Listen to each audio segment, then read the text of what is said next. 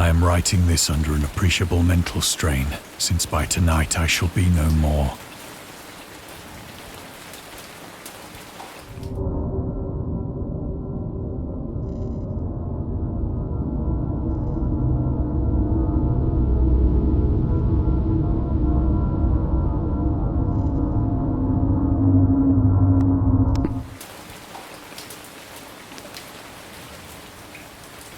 Penniless, and at the end of my supply of the drug which alone makes life endurable, I can bear the torture no longer, and shall cast myself from this garret window into the squalid street below.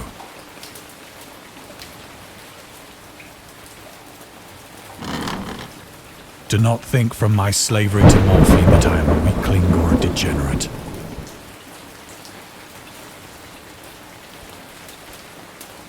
When you have read these hastily scrawled pages, you may guess, though never fully realize, why it is that I must have forgetfulness or death.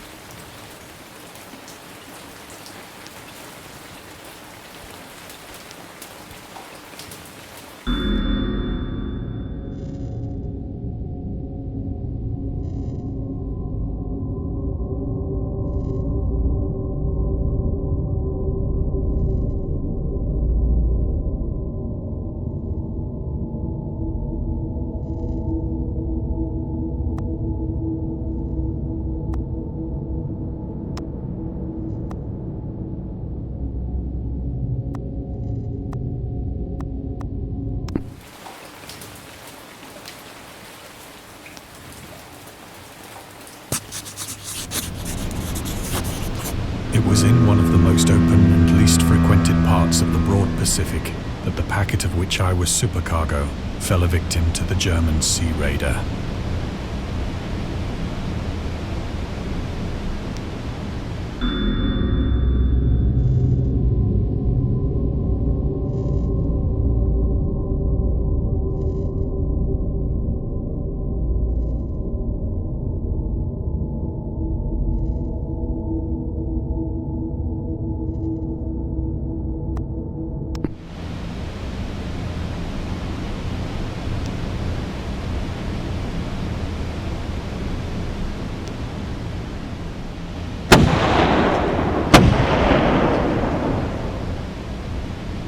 The Great War was then at its very beginning, and the ocean forces of the Hun had not completely sunk to their later degradation.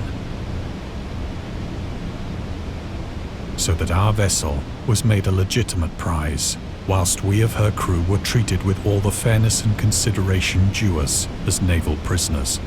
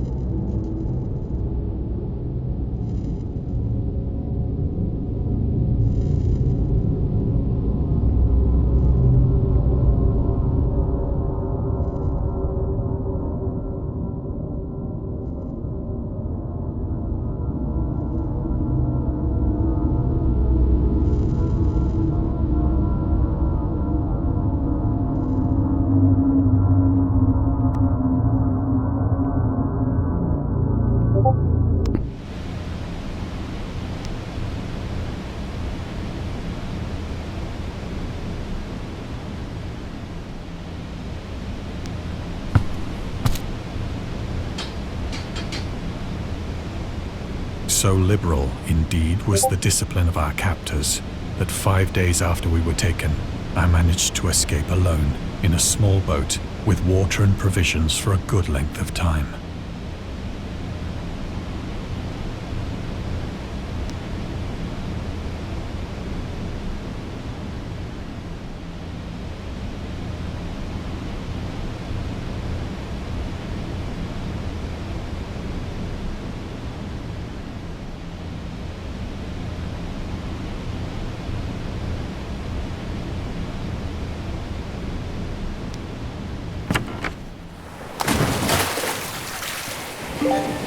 When I finally found myself adrift and free, I had but little idea of my surroundings.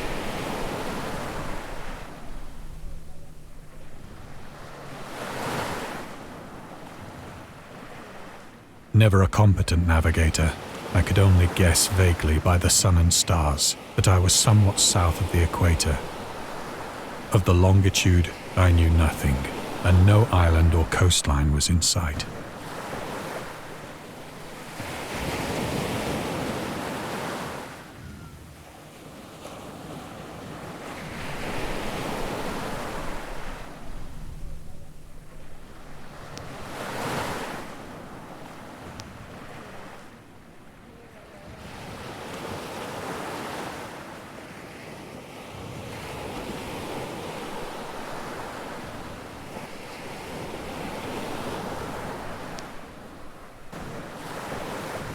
The weather kept fair, and for uncounted days I drifted aimlessly beneath the scorching sun, waiting either for some passing ship or to be cast on the shores of some habitable land.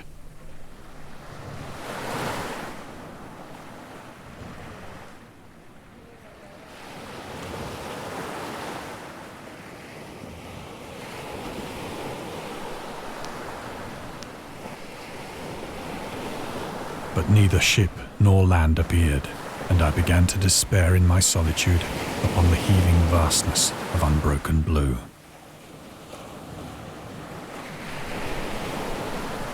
The change happened whilst I slept. Its details I shall never know, for my slumber, though troubled and dream-infested, was continuous.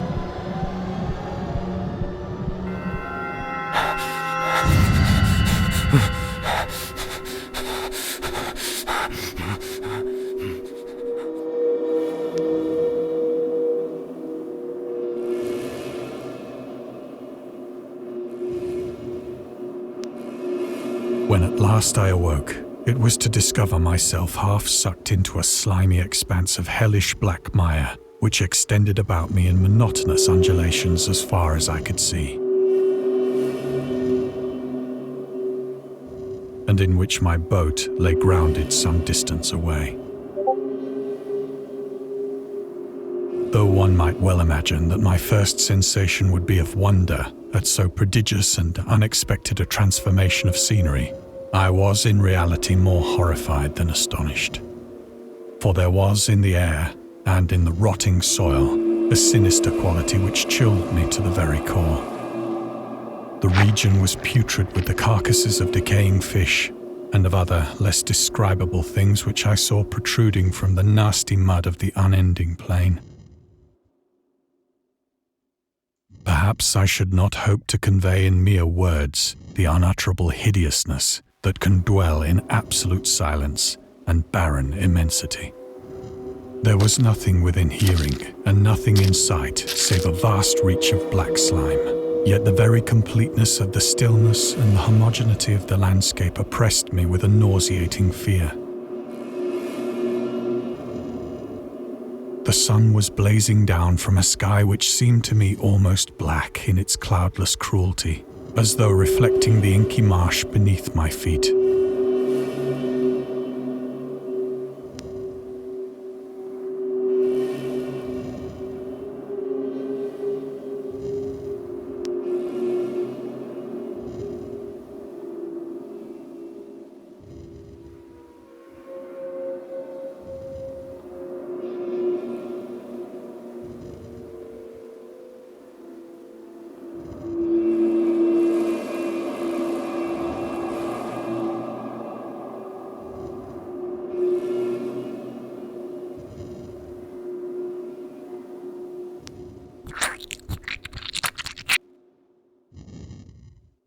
As I crawled into the stranded boat, I realized that only one theory could explain my position. Through some unprecedented volcanic upheaval, a portion of the ocean floor must have been thrown to the surface, exposing regions for which innumerable millions of years had lain hidden under unfathomable watery depths.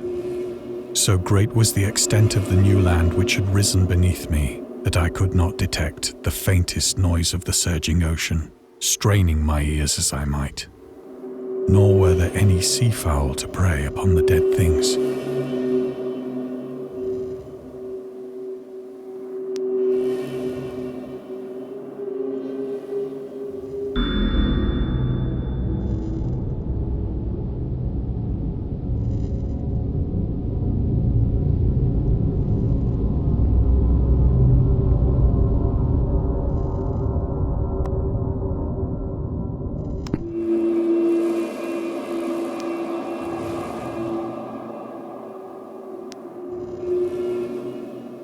For several hours I sat thinking or brooding in the boat, which lay upon its side and afforded a slight shade as the sun moved across the heavens.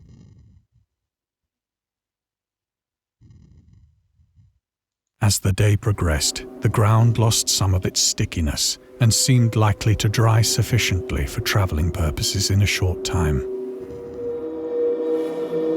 That night I slept but little, and the next day I made for myself a pack containing food and water, preparatory to an overland journey in search of the vanished sea and possible rescue.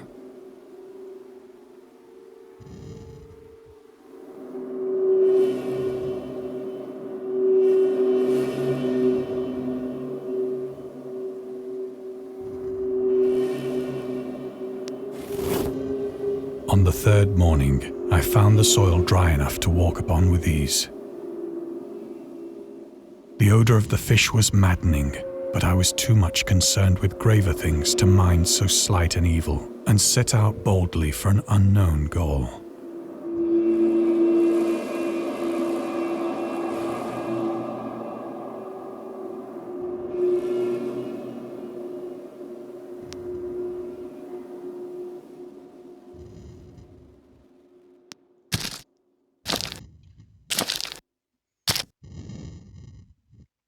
All day I forged steadily westward, guided by a faraway hummock which rose higher than any other elevation on the rolling desert.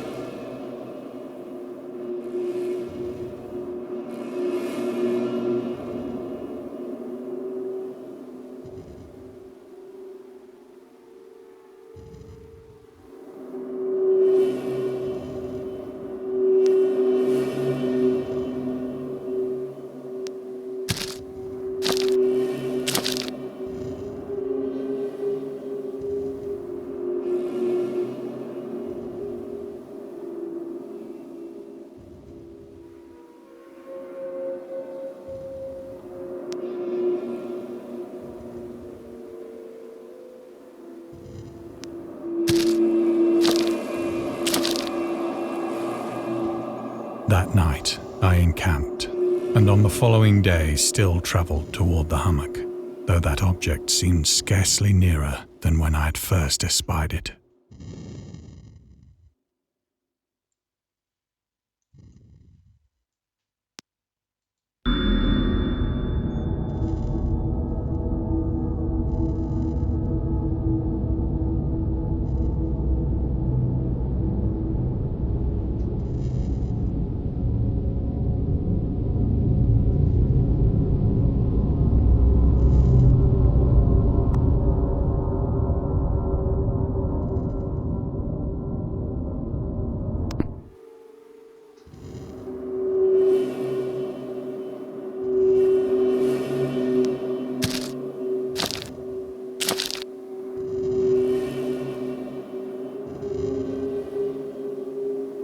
By the fourth evening, I attained the base of the mound, which turned out to be much higher than it had appeared from a distance. An intervening valley setting it out in sharper relief from the general surface. Too weary to ascend, I slept in the shadow of the hill. I know not why my dreams were so wild that night, but ere the waning and fantastically gibbous moon had risen far above the eastern plain, I was awake in a cold perspiration, determined to sleep no more. Such visions as I had experienced were too much for me to endure again, and in the glow of the moon I saw how unwise I had been to travel by day. Without the glare of the parching sun, my journey would have cost me less energy. Indeed, I now felt quite able to perform the ascent which had deterred me at sunset. Picking up my pack, I started for the crest of the eminence.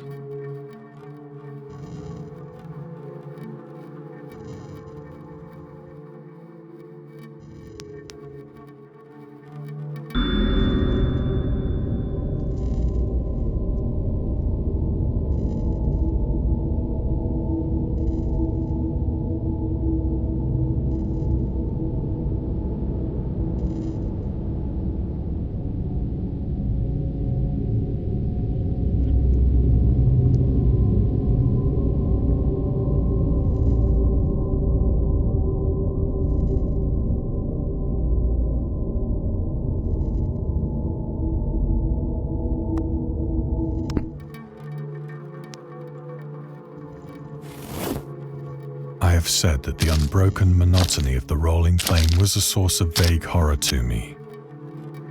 But I think my horror was greater when I gained the summit of the mound and looked down the other side into an immeasurable pit or canyon, whose black recesses the moon had not yet soared high enough to illumine. I felt myself on the edge of the world, peering over the rim into a fathomless chaos of eternal night. Through my terror ran curious reminiscences of Paradise Lost, and of Satan's hideous climb through the unfashioned realms of darkness. As the moon climbed higher in the sky, I began to see that the slopes of the valley were not quite so perpendicular as I had imagined.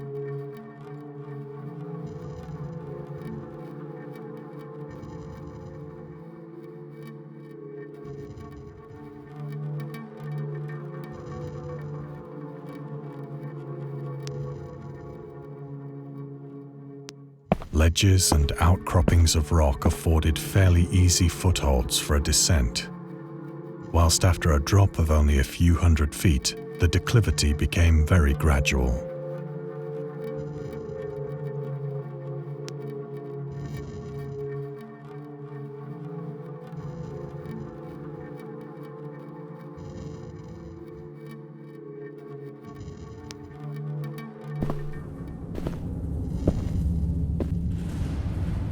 Urged on by an impulse which I cannot definitely analyze, I scrambled with difficulty down the rocks and stood on the gentler slope beneath.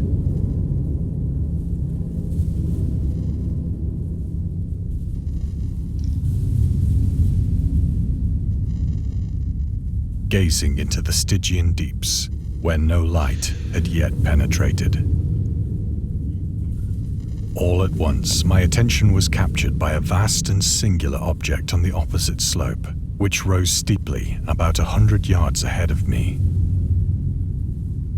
An object that gleamed whitely in the newly bestowed rays of the ascending moon.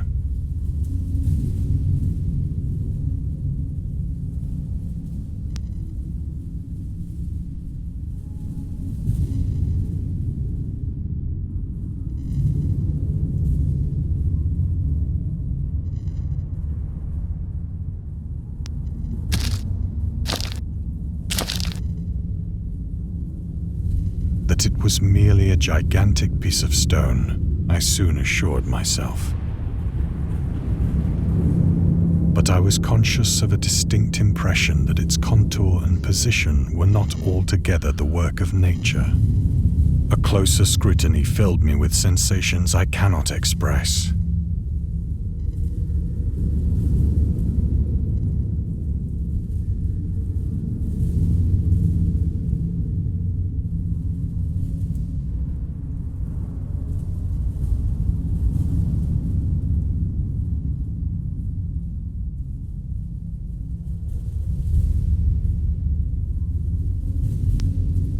For despite its enormous magnitude and its position in an abyss which had yawned at the bottom of the sea since the world was young, I perceived beyond a doubt that the strange object was a well-shaped monolith, whose massive bulk had known the workmanship and perhaps the worship of living and thinking creatures.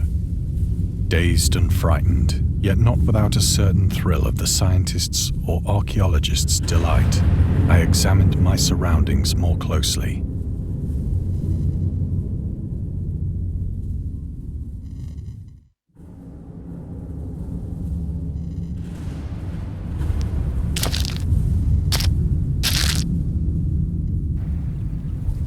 The moon, now near the zenith, shone weirdly and vividly above the towering steeps that hemmed in the chasm,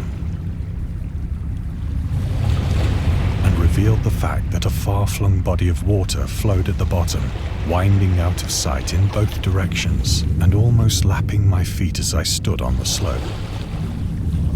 Across the chasm, the wavelets washed the base of the Cyclopean monolith, on whose surface I could now trace both inscriptions and crude sculptures.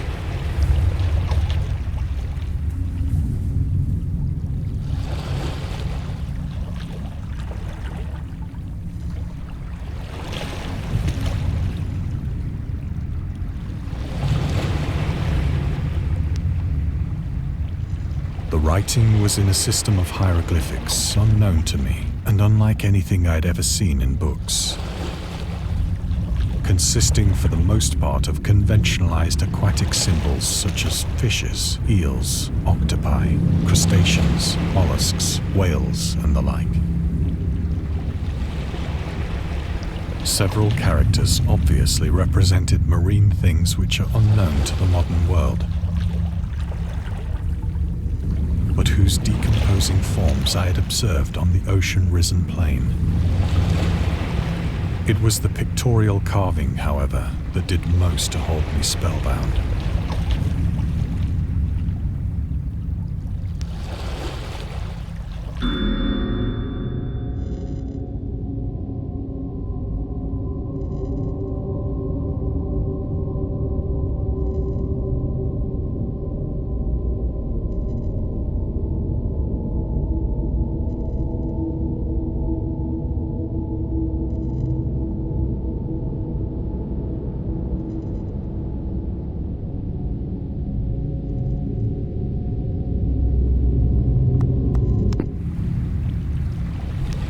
Plainly visible across the intervening water on account of their enormous size were an array of bas-reliefs whose subjects would have excited the envy of a Doré.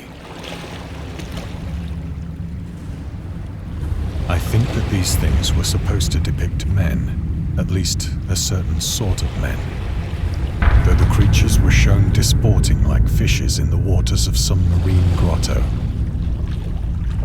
or paying homage at some monolithic shrine which appeared to be under the waves as well. Of their faces and forms I dare not speak in detail, for the mere remembrance makes me grow faint. Grotesque beyond the imagination of a Poe or a Bulwer. They were damnably human in general outline, despite webbed hands and feet, shockingly wide and flabby lips, glassy, bulging eyes, and other features less pleasant to recall. Curiously enough, they seem to have been chiseled badly out of proportion with their scenic background. For one of the creatures was shown in the act of killing a whale, represented as but little larger than himself. I remarked, as I say, their grotesqueness and strange size, but in a moment decided that they were merely the imaginary gods of some primitive fishing or seafaring tribe. Some tribe whose last descendant had perished eras before the first ancestor of the Piltdown or Neanderthal man was born.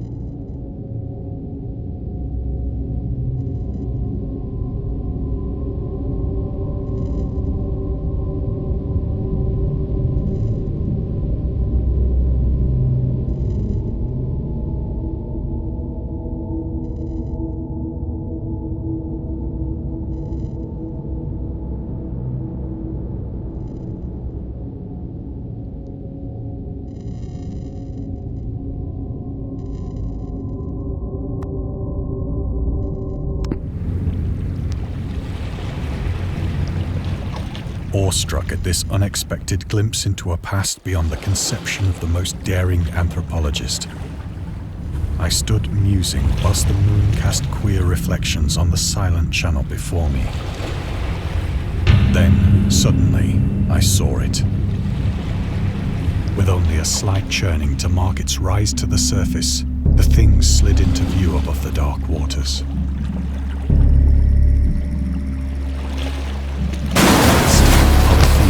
And loathsome, it darted like a stupendous monster of nightmares to the monolith,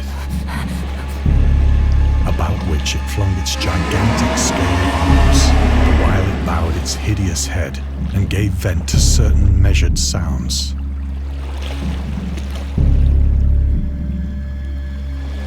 I think I went mad then. Of my frantic ascent of the slope and cliff, and of my delirious journey back to the stranded boat, I remember little.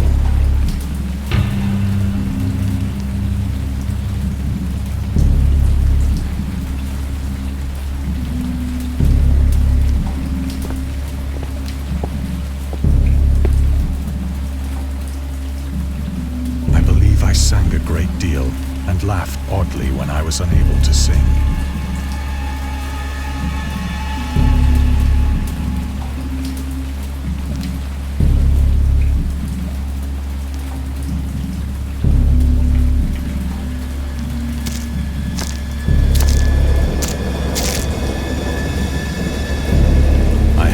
Distinct recollections of a great storm sometime after I reached the boat. At any rate, I know that I heard pearls of thunder and other tones which nature utters only in her wildest moods.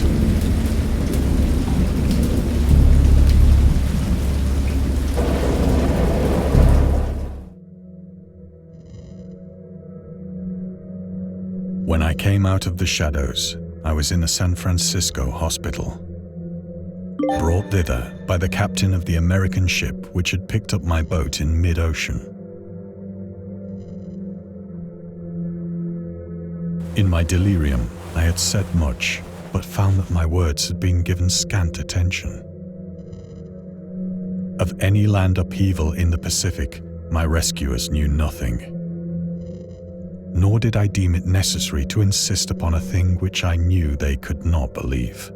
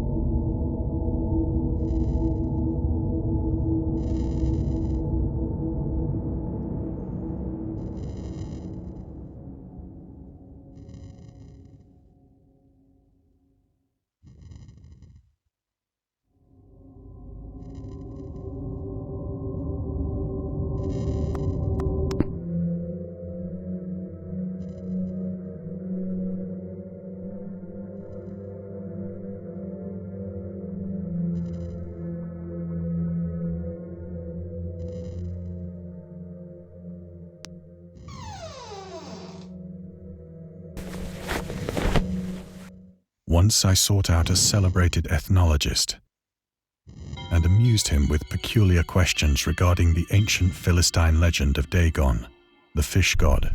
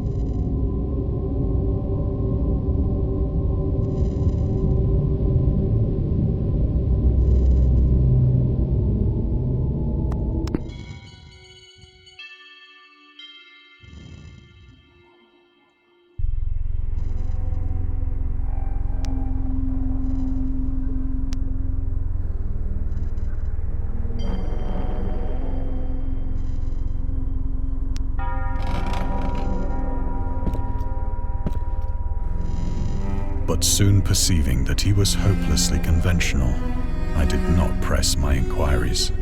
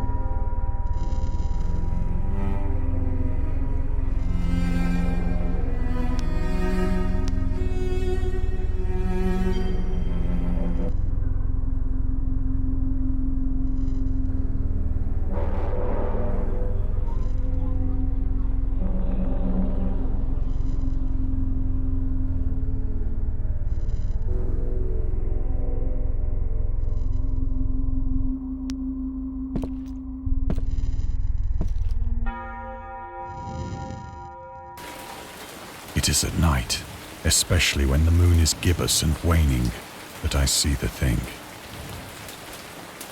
I tried morphine, but the drug has given only transient surcease and has drawn me into its clutches as a hopeless slave. So now I am to end it all, having written a full account for the information or the contemptuous amusement of my fellow men.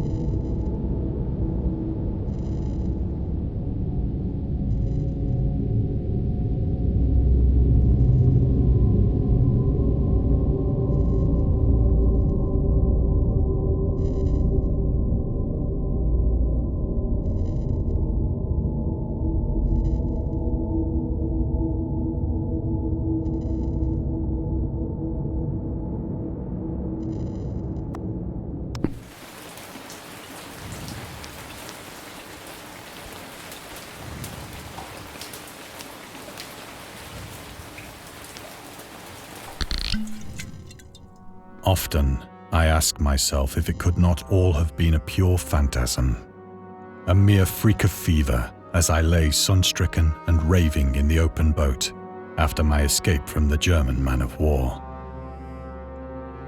This I ask myself, but ever does there come before me a hideously vivid vision in reply. I cannot think of the deep sea without shuddering at the nameless things that may at this very moment be crawling and floundering on its slimy bed, worshipping their ancient stone idols and carving their own detestable likenesses on submarine obelisks of water-soaked granite. I dream of a day when they may rise above the billows to drag down into their reeking talons the remnants of puny, war-exhausted mankind. Of a day when the land shall sink and the dark ocean shall ascend amidst universal pandemonium.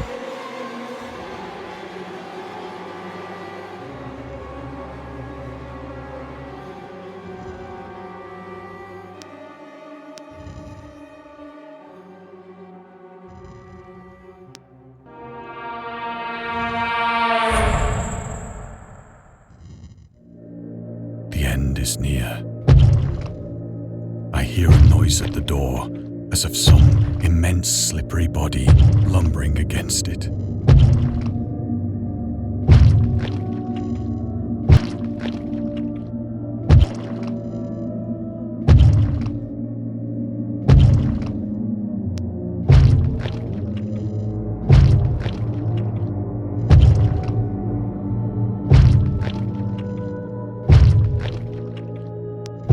It shall not find me.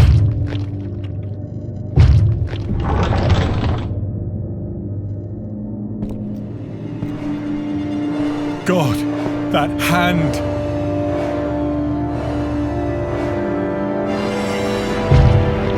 The window! The window!